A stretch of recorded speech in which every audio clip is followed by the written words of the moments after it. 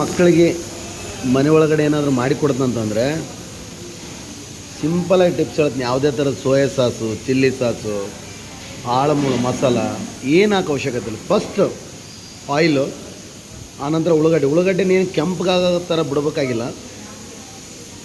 Onion, ಸ್ವಲ್ಪ ginger paste ನೀವೇ ಮನೇಲಿ ಮಾಡಿರೋದು, ರೆಡಿಮೇಡ್ ಯೂಸ್ ಮಾಡಬಾರ್ದು. ನೀವೇ ಮನೇಲಿ ಮಾಡಿರೋ ಜಿಂಜರ್ ಪೇಸ್ಟು, ಒಂದು 4 ಕರಿಬೇವಿನ ಎಲೆ, ಒಂದೆರಡು ಮೆಣಸಿನ್ಕಾಯಿ. ಖಾರ ತಿಂದಿಲ್ಲ ಅಂದ್ರೆ ಮಕ್ಕಳು ಅದನ್ನು ಡಿಲೀಟ್ ಮಾಡಿರಿ. ಆನಂತರ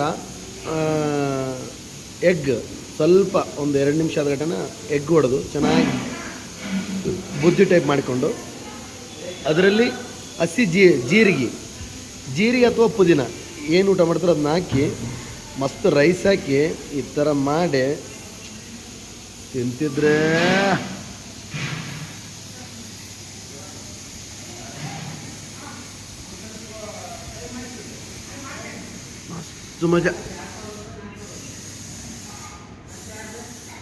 ಮಸ್ತ್ ಮಜಾ.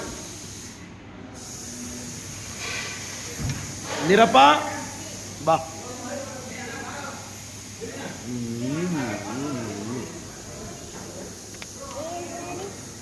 ಎಗ್ ರೈಸ್ ತಿಂತೀಯಾ? ತಿನ್ನಿಸ್ಲಾ?